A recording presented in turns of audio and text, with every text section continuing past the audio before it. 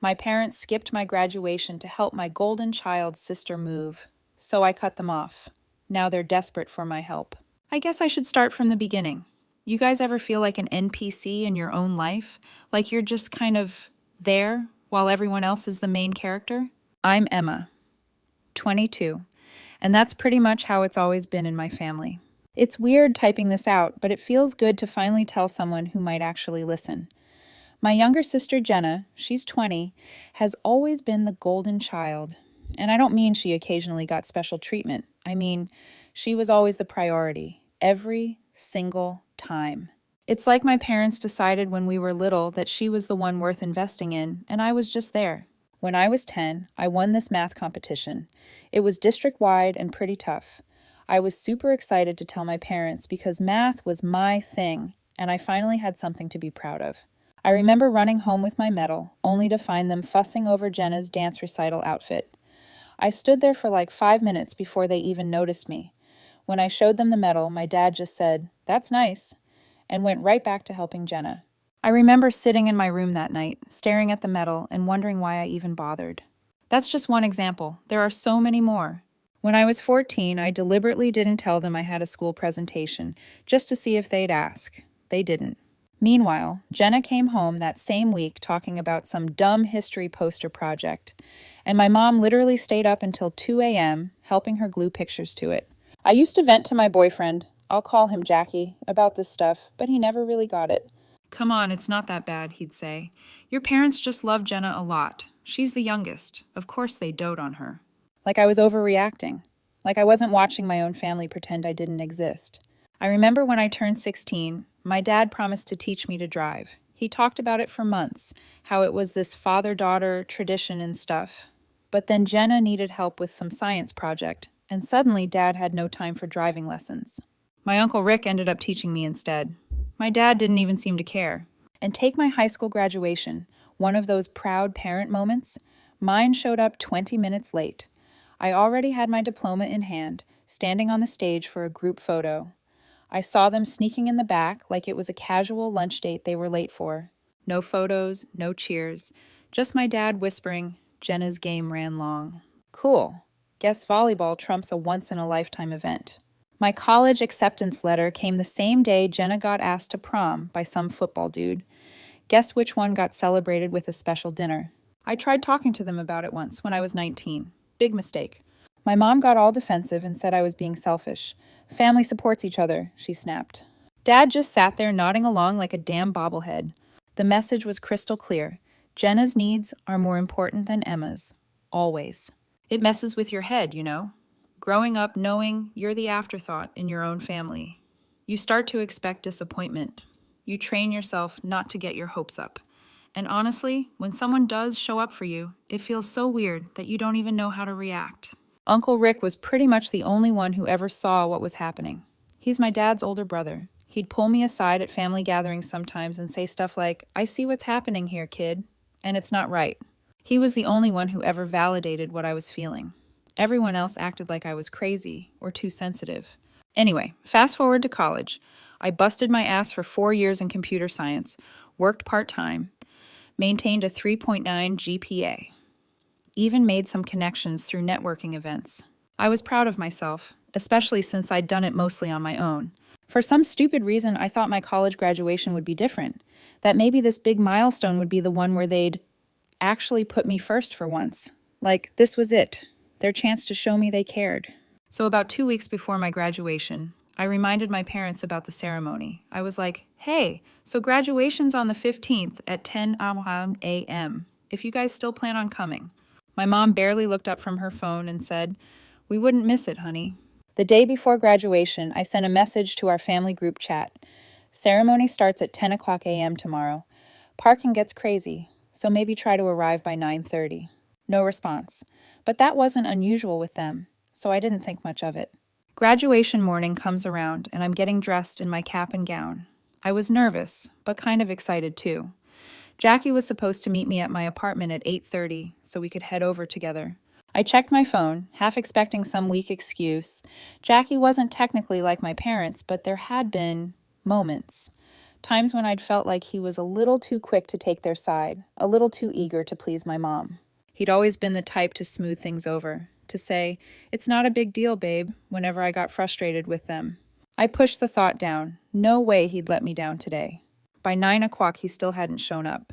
I called him, and there was all this background noise, people talking and laughing. "Hey, where are you? We need to go." He hesitated. "Oh, something came up. I'm at Jenna's new place." At Jenna's new place, on my graduation morning. I sat down on my bed, rubbing my temple, already knowing where this was going. "You're kidding, right? Your mom asked me to help her move. I thought you knew." I froze. Something about the way he said it. It wasn't surprise or guilt. It was just annoyance. Like I was being unreasonable for even questioning it. Like he wasn't surprised to be caught, just irritated that I had a problem with it. And that's when it clicked. He had known. Maybe not consciously, maybe not in a way he would admit. But he had always been fine with this dynamic. Always fine with Jenna coming first. Always fine with my parents acting like I was an afterthought. And for the first time, I realized even my boyfriend wasn't really on my side at all. And the way he thought I knew? Yeah, sure. Just like he thought ditching my college graduation for a moving party was a completely normal thing to do. I couldn't even get mad yet. I was still processing how my own boyfriend had been roped into prioritizing my sister over me, again. "So, none of you are coming to my graduation?" I asked. I was weirdly calm. "Your parents said they might try to make it for the end," he said, like that somehow made it better. Try. Like my graduation was a dentist appointment they were squeezing in. "Nah," I said, voice deadpan. "Tell them not to bother. They wouldn't want to miss Jenna's housewarming party." He started saying something, but I hung up. Just sat on my bed, still in my cap and gown, feeling like complete crap. 4 years of busting my ass. And the people who were supposed to care about me couldn't even show up, not even my boyfriend. I was about to take off my gown and skip the whole thing, when my phone rang. It was Uncle Rick. "Hey, kiddo, I'm outside your building, ready to go celebrate that diploma." Uncle Rick had always been the one family member who actually gave a damn about me. He'd made a ton of money from some tech startup he sold years ago, and unlike my parents, he actually seemed to care about what I was doing with my life. "Yeah," I said, grabbing my keys. "I'm ready." So I ended up going to my graduation after all, but only because of Uncle Rick. When we were driving over, he took one look at my face and knew something was up. "Let me guess," he said. "They're not coming." I shook my head. "They're helping Jenna move into her new apartment, having a party. Jackie's there too." He cursed. "Those selfish..." Then he caught himself. "Sorry, Emma, you deserve better than that." Walking onto that stage, I scanned the crowd like an idiot, still holding on to some dumb hope that maybe, just maybe, they'd shown up last minute. Nothing. Just rows and rows of people hugging their kids, dads clapping their daughters on the back, moms crying happy tears. Meanwhile, I'm standing there with my diploma in hand, the only person cheering for me being my uncle, who technically isn't even obligated to give a crap. That's when it really sank in. They didn't just forget me. They made a choice. And the choice was Jenna. After the ceremony, Uncle Rick took me to this fancy steakhouse he'd reserved, like the kind of place where they don't even put prices on the menu. When I walked in wearing my graduation gown, the staff actually applauded, which was embarrassing, but kind of nice too. Uncle Rick went all out and got the fanciest thing on the menu. The waiter didn't even ask for my ID. Guess the cap and gown were proof enough that I was officially an adult. "I'm proud of you, kid," Uncle Rick said, lifting his glass. "Computer science isn't easy, and you crushed it. You're going places, whether they see it or not." It's wild how much those words meant. Out of everything that happened that day, hearing my uncle say he was proud hit the hardest. For once, someone actually saw what I'd accomplished. My uncle has always been straight with me. When I was younger, he'd pull me aside at family gatherings and say stuff like, "I see what's happening here, and it's not right." He never sugarcoated things, never made excuses for my parents like everyone else did. Halfway through lunch, my phone starts buzzing like crazy. At first I thought maybe it's an apology, that they realized how badly they screwed up. But all I found was Jackie. "Mafrabki, where are you?" "Are you coming to Jenna's party after?" "Mom, sorry we couldn't make it, sweetie, but Jenna's apartment is so nice. You'll love it." And Dad, "Let's do dinner next weekend to celebrate you." Dinner. The next weekend. Because, wouldn't want to interrupt Jenna's big day with something as minor as my college graduation. I put my phone face down on the table. Uncle Rick sees my expression. "Let me guess," he says, cutting into his steak. "They're at a party." I nodded. He chews for a second, then shakes his head. "Fine, eat your steak." After we finished eating, Uncle Rick handed me an envelope. Inside was a check for $50,000 and a business card for some guy named Mark at a tech company in Seattle. "Consider it a graduation gift," he said. "Mark's looking for fresh talent. He'll give you an interview if you want it." I stared at the check. That was more money than I'd ever seen in my life. "Uncle, I can't." "You can. And you will," he said firmly. "Look, I never had kids of my own. Let me do this for you. Take the money, take the opportunity, and get the hell away from people who don't appreciate you." I hugged him, trying not to get emotional in the middle of a fancy restaurant. "Thank you." On the way back to my apartment, I made my decision. I was never going to my family's house again. I took a photo of me and Uncle Rick at the restaurant and posted it on Instagram with the caption, "Huge thanks to the only person who showed up for my graduation. At least now I know who actually cares about me." Then I turned off my phone. I didn't want to deal with any of their responses or excuses. When we got back to my place, Uncle Rick and I talked more about the job in Seattle. It sounded perfect. Junior developer position at a growing company. Good salary. Chance to move across the country. "What about my lease, my stuff?" I asked. Uncle Rick waved his hand. "Details. We'll figure it out. Question is, do you want a fresh start or not?" I thought about how Jackie had betrayed me, how my parents had chosen Jenna over me, yet again, on what should have been one of the biggest days of my life. How nothing would ever change if I stayed. "Yeah," I said, "I want a fresh start." We called Mark right then and there. Uncle Rick put him on speaker and introduced me. We talked for about 20 minutes, about my projects, my experience, what I was looking for in a job. At the end of the call, Mark said, "How soon can you get out here for an in-person interview?" I looked at my uncle, who gave me a thumbs up. "How about next week?" I said. "Perfect. Rick, send me her resume and I'll have HR set everything up." After we hung up, I felt this weird mix of excitement and nervousness. I was really doing this. Starting over completely. "You're doing the right thing," Uncle Rick said, like he could read my mind. "Sometimes you have to look out for yourself, because no one else will." The interview with Mark went way better than I expected. I flew out to Seattle. Uncle Rick paid for the ticket, wouldn't let me argue about it, and the company put me up in this nice hotel. The office was super cool, one of those modern tech spaces with free snacks and standing desks and all that good stuff. Mark and I clicked right away. We ended up talking for almost 2 hours, way longer than scheduled. At the end, he asked, "So, when can you start?" Just like that. Junior developer position. 6-figure salary, which blew my mind. Plus relocation assistance. I accepted on the spot. The crazy part, I didn't tell anyone about it. Not my parents, not Jenna, and definitely not Jackie. I just quietly started packing up my apartment, donated most of my furniture to Goodwill, loaded what was left into my car. I kept my phone off most of that week.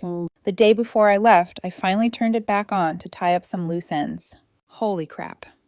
47 missed calls. 93 text messages. Voicemails from my parents demanding to know where I was, why I wasn't answering, how I could be so childish about missing one graduation ceremony. Jackie's messages were the worst. Jackie, please talk to me. I know I messed up. Jackie, your parents said it would just be an hour, but then everyone started drinking, and I couldn't leave. Jackie, seriously, Emma? You're ghosting me over this? Jackie, I said I was sorry. I'm coming over tomorrow. We need to talk about this in person. Jackie, your neighbor said you're moving. Where are you going? Call me. I didn't respond to any of it. Instead, I sent a quick email to my landlord explaining I was breaking my lease and that they could keep the security deposit. Then I got in my car at 5 a.m. and started the drive to Seattle. It took me 3 days, staying in cheap motels along the way. The whole drive, I kept waiting to feel guilty, or sad, or something. But honestly, I felt free. Like I was finally escaping this life where I was always second best, always an afterthought. The first month in Seattle was a blur. The company set me up with a temporary apartment while I looked for a place. I found this small but nice apartment downtown, walking distance to work. I threw myself into the job, worked long hours, tried to learn everything I could. My boss seemed impressed with how quickly I picked things up. I still talked to Uncle Rick regularly, but as far as everyone else knew, I'd vanished. I changed my number, deleted most of my social media, created new accounts under slightly different versions of my name. I didn't want to be found. Jackie kept trying to reach me through every platform possible. Emails, LinkedIn messages, even reaching out to my college friends. I blocked him on everything. My parents tried calling daily for the first few weeks. I listened to some of the voicemails out of curiosity. Dear Mommy, this behavior is unacceptable, Emma. Mom, we've always supported you, and this is how you repay us, by disappearing and ignoring us? Mama, see. You're breaking your father's heart. And my favorite, Mom, your sister misses you. She doesn't understand why you're punishing her for something that wasn't her fault. Please call us back. I deleted them all. The funny thing is, I didn't feel bad about any of it, not even a little. For the first time in my life, I wasn't constantly waiting for approval or validation that never came. I was just living, focusing on my career, making new friends at work. I even started going to this rock climbing gym nearby. 6 months went by, no contact. I got promoted, started making actual friends, people who knew nothing about my past or my family drama, just normal relationships, not tainted by all that baggage. Life was good, really good. But then came the email from my dad. I changed subject. We need to talk. Body. It's about your inheritance. I actually laughed out loud when I read it. Inheritance? What inheritance? My parents were comfortable, but they weren't rich by any means. Dad had his accounting firm, and Mom was a part-time real estate agent. They had a nice house in the suburbs and took a vacation once a year. That was it. Even if they had been wealthy, did they seriously think money would make me come crawling back after everything? I replied with 2 words. Not interested. That opened the floodgates. My phone started blowing up again. Emails pouring in. My mom texting about how I was throwing away my future and how they'd always planned to help me financially, like that was supposed to matter to me now.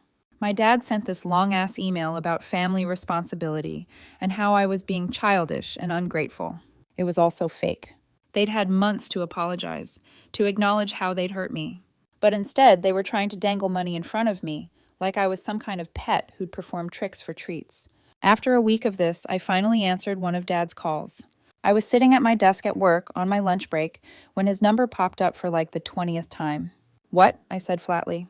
Emma, thank God, he sounded relieved. We've been so worried. Where are you? Are you okay? I'm fine. What do you want? He cleared his throat. We need to discuss your future. Your mother and I have been thinking about our will, and... Let me stop you right there, I cut in. I don't want your money. I don't need your money. I'm doing fine on my own. But Emma, his voice turned stern, like he was talking to a child. You're not thinking clearly. This inheritance could set you up for life. Don't throw away your future just because you're angry about one missed event. I couldn't help it. I started laughing. What's so funny? He demanded. You still don't get it, do you? It was never about one missed event. It's about a lifetime of being treated like I don't matter. And now you think you can buy your way back into my life with money I don't even need? What do you mean you don't need it? He sounded confused. I mean, I have a great job. I make more than enough money. I'm doing well. No thanks to you or Mom. There was silence on the other end. Then, so that's it? You're just cutting us out of your life forever? You cut yourselves out, I said quietly. I'm just making it official. I hung up. Then I blocked their numbers. All of them. Even Jackie, though he'd mostly given up by then. That night, I called Uncle Rick and told him what happened. They tried to threaten me with my inheritance, I said, still laughing about the whole thing. He chuckled. Classic move. Your father tried that on me once too, you know, when I told him his business model was outdated. Wait, seriously? Oh yeah. Your grandparents weren't rich, but they had this summer cabin that everyone wanted. Your dad held it over all our heads like some prize to be won. That's why I made my own money, so I'd never have to dance to someone else's tune. I never thought about it like that before, how money was just another way my parents tried to control people, another form of manipulation. You know what the best revenge is, right? Uncle Rick said. What's that? Success, living well, building a life so good they can't help but see what they're missing out on. I like the sound of that. After I got off the phone, I checked LinkedIn out of curiosity. My dad had viewed my profile multiple times. I could tell he was keeping tabs on me, seeing my job updates, probably trying to figure out where I was living. The thought of him obsessing over my whereabouts while I was happily moving on with my life felt pretty damn good, actually. I updated my LinkedIn that night, added my promotion, some project details, a few professional photos of me at a tech conference. Let him see exactly what he was missing out on. My roommate Dave could tell something was up. "You good?" he asked when he saw me smirking at my laptop. "Yeah," I said, "just dealing with some family drama. The golden child sister and the shitty parents." He grinned. I'd told him bits and pieces over beers one night. "They trying to reel you back in?" "Yep, they're trying to bribe me with some mysterious inheritance." Dave laughed. "Dude, that's pathetic." "I know, right? The funny part is, I make more money now than they ever will." And before I knew it, 2 years had passed. I went from junior developer to team lead in record time. My boss kept giving me more responsibility because I worked my ass off. I led this huge product launch that actually got some attention in the tech world. I got featured in a couple of articles about rising stars in software development. Nothing major, but my face and name were out there. I bought a nice condo overlooking Puget Sound with floor-to-ceiling windows and an actual view. Started making real money, the kind where you don't have to check your bank account before going out to dinner. The dating scene in Seattle was pretty good too. Nothing super serious at first, but I was meeting interesting people and enjoying myself. I made friends who were into hiking and camping, and we'd take weekend trips to explore Washington State. For the first time ever, I had a life that felt completely mine, not defined by being the forgotten daughter or anything related to my family. Uncle Rick visited often. He'd crash at my place, and we'd hit up the nice restaurants in town. He told me several times how proud he was of what I was building for myself. He was more of a father figure to me than my actual dad ever was. I rarely thought about my family anymore. Occasionally, I'd see something that reminded me of them, but it didn't really hurt. It was more like remembering a bad TV show I'd watched years ago, rather than something that had actually happened to me. Then the economy took a nosedive. Tech companies were mostly fine, but a lot of other businesses started struggling. I only knew about my dad's situation because Uncle Rick mentioned it during one of our calls. "Your dad's accounting firm isn't doing so hot," he said, sipping his coffee at my kitchen counter. "Lost a bunch of clients to bigger firms that could offer lower rates. Might have to downsize." I just shrugged. Not my problem. I didn't feel happy about it, but I didn't feel bad either. Just nothing. A month later, I got a LinkedIn message from my dad. Super formal and professional. "Emma, I hope this message finds you well. I've been following your career with interest. Very impressive work with the Streamline AI project. I was wondering if we could connect sometime to discuss potential collaboration opportunities. Hope to hear from you soon." I showed it to my coworker Mike over lunch. He nearly spit out his drink. "Dude, is he serious? Potential collaboration opportunities? That's code for I need money, right?" I nodded, still staring at the message. "Pretty much." "What are you going to do?" I closed my laptop. "Nothing." But the messages didn't stop there. Next came an email from my mom talking about how proud they were of my success, how they'd always known I would do great things. She mentioned, almost casually, that they were going through a difficult time financially and that they missed their daughter. Then Jenna reached out on Instagram. "Hey, stranger. Long time no talk. Look, I know things are weird with us, but Mom and Dad are really struggling right now. Dad's business is failing, and they might lose the house. I know you're doing really well. Congrats on that BTW, and I was wondering if maybe you could help them out. They're too proud to ask directly." I didn't respond to any of them. Didn't even mark the messages as read. Mike was fascinated by the whole situation. "So your parents ignored you your whole life, chose your sister over you every time, including ditching your college graduation. And now they want you to bail them out? That's some next-level entitlement." "Welcome to my family," I said, rolling my eyes. "You're not considering it, are you?" he asked. "Hell no, they made their bed." The truth is, part of me enjoyed seeing the tables turn. They'd made me feel powerless and unimportant my whole life. Now I had what they wanted, and they had to come to me. Was that petty? Maybe, but it felt like karma. Then one Saturday morning, my doorman called up. "Ms. Walker, there's a couple here to see you. They say they're your parents." My heart started pounding. "I'm not expecting anyone." "They're quite insistent, ma'am. The woman is getting upset." I sighed. "Send them up." I knew this day would come eventually. Might as well get it over with. When I opened the door, I barely recognized my parents standing there. Dad looked like he'd aged 10 years. Gray hair, deep wrinkles, the whole deal. Mom was skinny in a not healthy way, wearing clothes that used to fit her but now just hung off her frame. They both had this look I'd never seen before, like cornered animals. "Emma," Mom whispered, reaching for a hug. I stepped back, keeping the door half closed like a shield. "How'd you find my address?" I asked. Dad cleared his throat. "Rick told us. Said it was time we talked." That pissed me off. Uncle Rick had always been the one person who respected my boundaries. I made a mental note to call him later and ask what the hell. "Can we come in?" Mom tried to peek around me. "Looks like a beautiful place." I almost said no, but figured I might as well get this over with. I stepped aside and let them in, watching their faces as they saw my place for the first time. Their eyes got huge, taking in the view, the fancy furniture, all of it. "You've done really well," Dad said, sounding weirdly jealous and proud at the same time. "What do you want?" I didn't offer them a seat or anything. They looked at each other, like they were deciding who would speak. Mom's eyes got all watery. "We miss you, Emma. It's been 2 years." "Whose fault is that?" I shot back. Dad sighed. "We know we screwed up. Missing your graduation. We should have been there." "We've had a lot of time to think about everything," Mom added softly. "How we treated you growing up." "It was never just about graduation," I said, my voice cold. "It's my entire life, being treated like I didn't matter." "We know," Mom said, staring at the floor. "We understand that now." I crossed my arms. "So what changed? The articles about me? Seeing my success? Because you didn't care about understanding until I started making good money." Dad's face got red. "That's not fair." "Seriously? You're here because you need something. Just tell me what it is." They hesitated, but then Mom finally said it. "Money." There it was, the real reason. Not because they missed me, not because they regretted anything. They needed a bailout. "Your father's business is failing," she said. "We might lose the house. We had to sell my car already, and Jenna had to drop out of grad school because we can't pay for it anymore." "So you thought I'd just write you a check," I said flatly. "After everything?" "We're your parents," Dad said, his voice taking on that familiar authoritative tone. "Family helps family." I actually laughed out loud. Family helps family? Where was that attitude when I needed you? Where was that when you picked Jenna over me every single time for 20 plus years? "We made mistakes," Mom said, practically begging now. "But people change. We've realized what's important." "No," I shook my head. "You haven't changed. You're still just looking out for yourselves.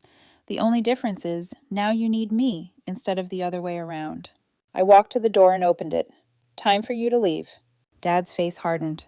"That's it? You're turning your back on us when we need help, after everything we did for you?" That was the last straw. "What exactly did you ever do for me, Dad? Seriously, name one time you put me first, one time you chose me over Jenna." He opened his mouth, froze, then closed it again. Couldn't think of a single example. "Yeah, that's what I thought," I said quietly.